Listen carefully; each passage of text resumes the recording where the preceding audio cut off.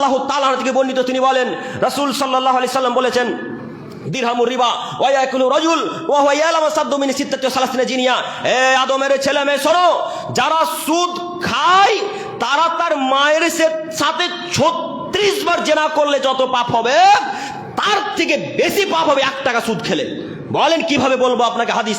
এই হাদিস বলতে মাঝে মাঝে লজ্জা পাই যে এই জাতির সামনে কথা কিভাবে বলবো, এত নোংরা কথা কিভাবে বলবো?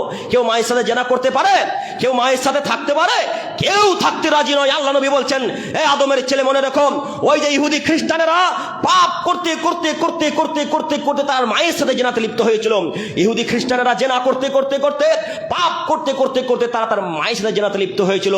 তারা খারাপ মনে করেনি। ঠিক তেমনই আমার উম্মতের কিছু সম্প্রদায়, কিছু লোক জেনা করতে করতে পাপ করতে করতে করতে করতে মায়ের সাথে জেনাতে লিপ্ত হবে, তারা পাপের কাজে মনে করবে না, এটাই সেই পাপ। দেখেন আপনি হাদিস ঠেকান না, কিভাবে ঠেকাবেন? আব্দুল করিমকে লাঠি দিয়ে ঠিকই মারতে পারেন, কিন্তু রাসূল সাল্লাল্লাহু আলাইহি ওয়াসাল্লামের বিরোধিতা করতে পারবেন না। আজকের পর থেকে এই গ্রামের মানুষকে অনুরোধ করে যাচ্ছি, কেউ বন্ধন কিয়ামত পর্যন্ত আর নেব না ইনশাল্লাহ। পারবো না ইনশাল্লাহ বলতে? বন্ধন আর নেব না ইনশাল্লাহ। 1 টাকা সুদ খেলে যত পাপ হয় 36 বার জেনা করলে তার থেকে বেশি পাপ হয়। ভুল হলো, 36 বার জেনা করলে যেই পাপ হয় 1 টাকা সুদ খেলে তার চেয়ে বেশি পাপ হয়। এটাই হচ্ছে মূলত হাদিস। আপনাকে আমি কি দিয়ে বুঝাবো বলেন?